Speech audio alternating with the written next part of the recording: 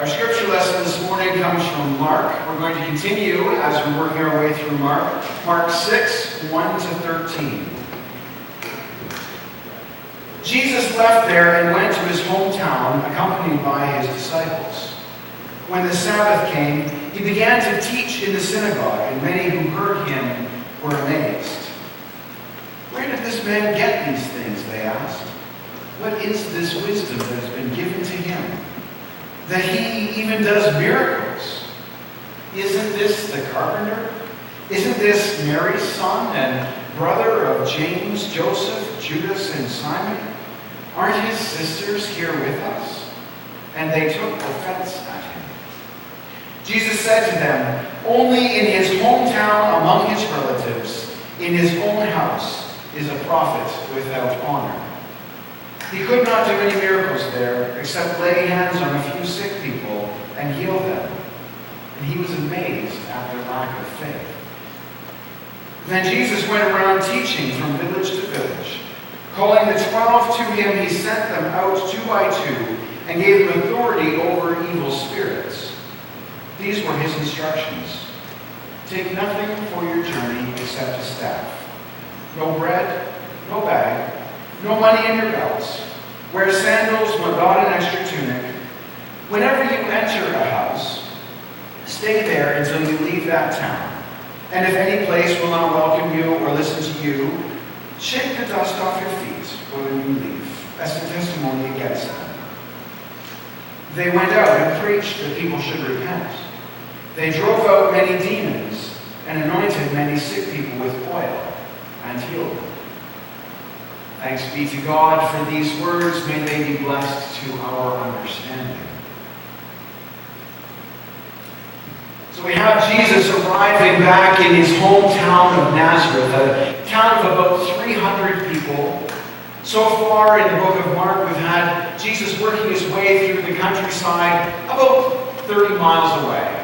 So although there was no Twitter or Facebook, the people at home definitely knew what Jesus had been up to. They had heard some stories about some miraculous healing.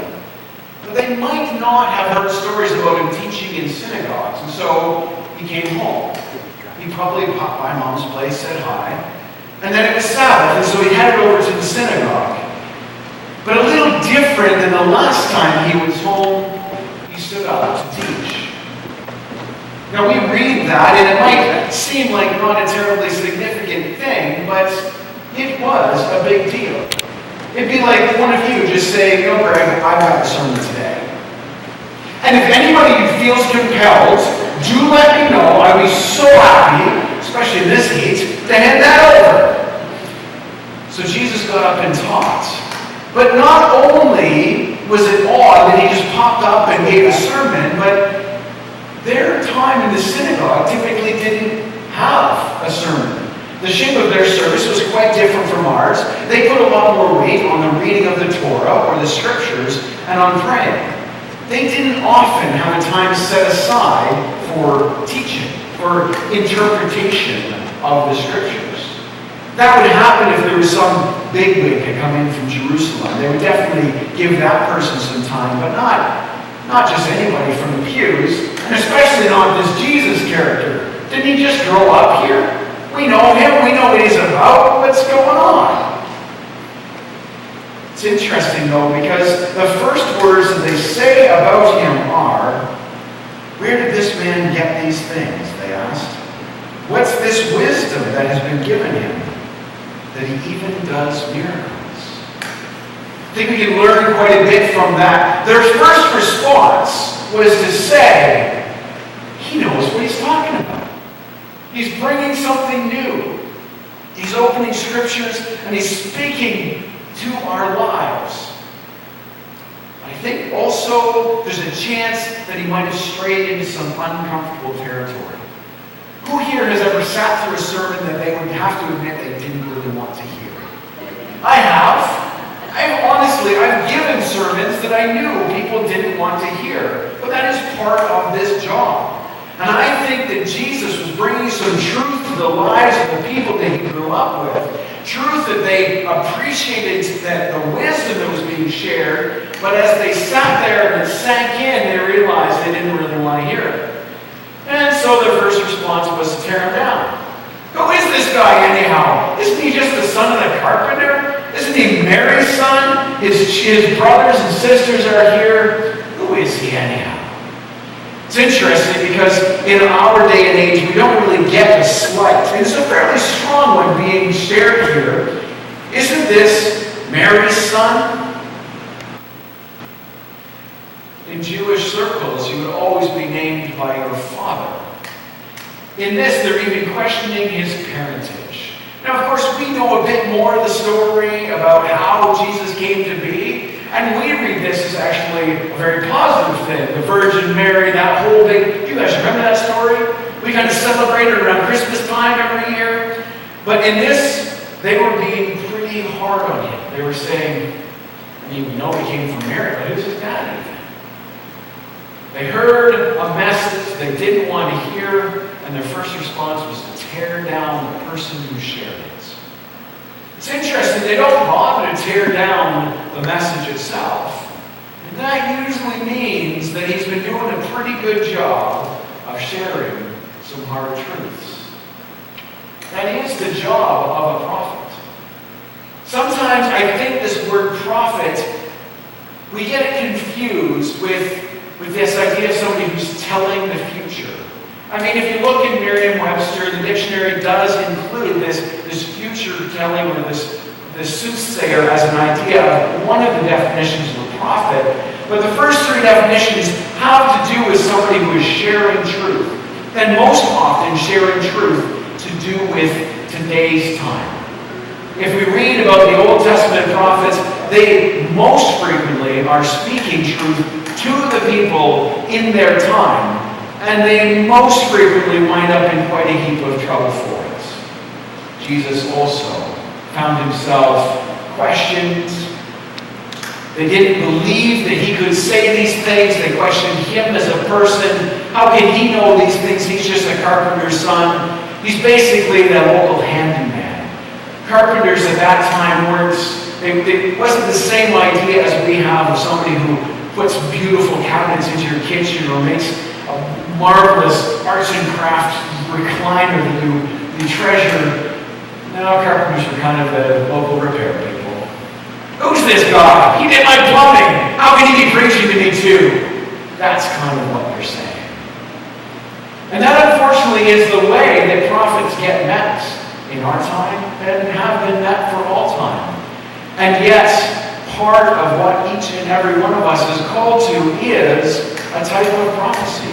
We are called to speak truth to the people in power, especially in the places where we see oppression, where we see injustice, where we see voices that are in our communities, voices being lost because the people in power are either not bothering to listen or being intentional to keep those voices quiet.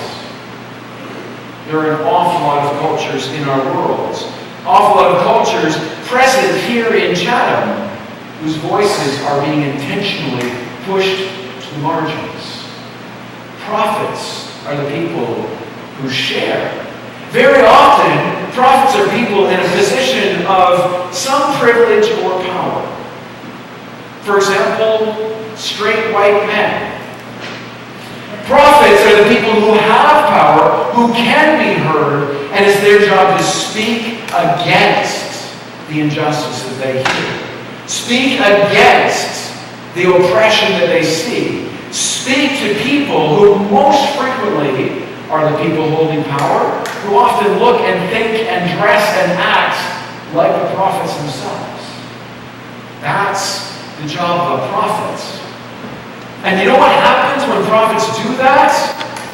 They get torn down. Most often personally. Who's this guy? What does he know? He doesn't have the training to speak to us this way. He doesn't have the skills. He doesn't have the life experience.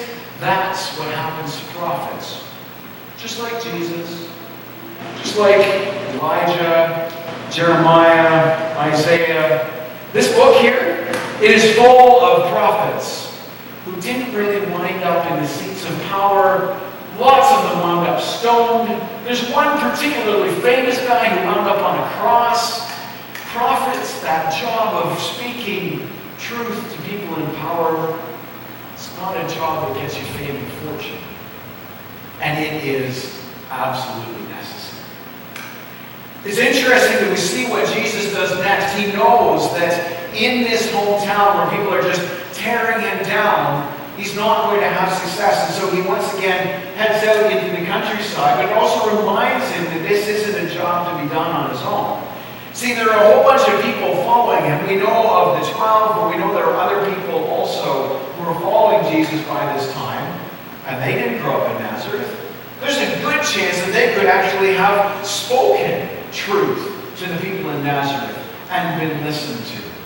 And so he took the disciples and he split them up with these instructions. He said, go 2 by 2. Now, a lot of the times we think of this 2 by 2 as being for safety. It may or may not have been. But more importantly, it's actually part of Jewish tradition, is that if you are going to testify, if you are going to speak about a story that you have heard, if you're going to speak about this man Jesus that you've been following around, who does miracles and speaks truth, if you're going to share that story, you need somebody else to corroborate that story. So they went in 2s. So the first person who said, I need to tell you about Jesus, then the other guy's like, yeah, I saw him too. That was the reason, and that would have given the disciples a lot more strength and a lot more power in their words when they went around as disciples. The next part that Jesus shares with them, these instructions that he gives, they don't make a whole lot of sense to us in today's society. This thing about taking sandals, well, I mean, I've got about 18 pairs of shoes in my closet, so what does it matter if I wear sandals or my loafers, you know? But this is saying, take your sandals, because the rest of the time, if you're just hanging around Nazareth, you're going to be in bare feet. Take your sandals, because this is a long journey. You're going to go a ways. And you don't want to arrive thinking, oh man, I wish I had stepped on that rock. You want to arrive in condition and ready to share the good news, share the gospel when you get there. So he's suggesting a little bit of preparation. Take a staff. It's easier to walk some distance with the staff. The staff was probably there actually for some source of protection. Sandals for your feet. That's about it. Don't do this only because you know you've planned for so long that there's no way you can fail. This discipleship thing, it's also not going to get you a million friends. This discipleship thing is something you need to do even if you're not confident that you're going to succeed. It's something you need to do counting on the goodwill of others. It's something you need to do counting on yourself and on your God. This isn't something to do when you've already sorted everything else out. You've written your will, you've left everything, the house is in order, you've got everything sorted out, you've got 14 pairs of clothes in your backpack, you know this is a journey. This is something to do on faith. And they did. They went out and they were disciples. But there's a part that I think we as the church fail at right in this moment. Because we think, well, maybe we are called to be disciples. Well, no, not me. We clearly are called to be disciples. But we forget about this other bit much later in the same book that Jesus makes it clear. He says, go out and make disciples. See, we get so wrapped up in the doing, whether it's the busyness of making a church work, which is a key part of our discipleship. If we don't have people come in these doors and hear about Jesus, if we don't have people coming to the breakfast program, if we don't have people part of the services that this church provides, then we quit being disciples. But I think we get so wrapped up in the work of being disciples, we forget the instruction to create disciples. And this is something that our churches, not just here in Chatham, but churches across North America are suffering from. Because we have all these beautiful disciples. Some of you have spent 80 years being disciples. And we look around the pews and realize realize there aren't a ton of disciples around. So what we need to do is kind of shift gears and make disciples. That's how this works.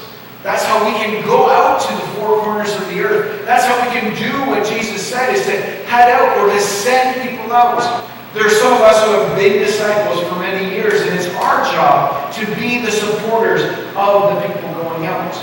We need to tell them what it's like. We need to describe to them how to do it. We need to find the 2 by 2 and send them out.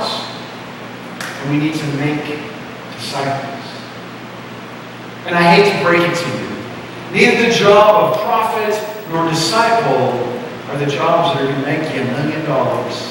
They're not going to get you on the cover of Time magazine. They're not going to get you into the next big blockbuster movie. But I can reassure you this. These are the jobs that we all were created for. Each and every one of us in our own way. Jesus is clear in other parts of the Bible, specifically in 1 Corinthians 12, when he reminds us that some of us are meant to be teachers, and some of us are meant to be healers, and some of us are meant to be the people who take care of church buildings.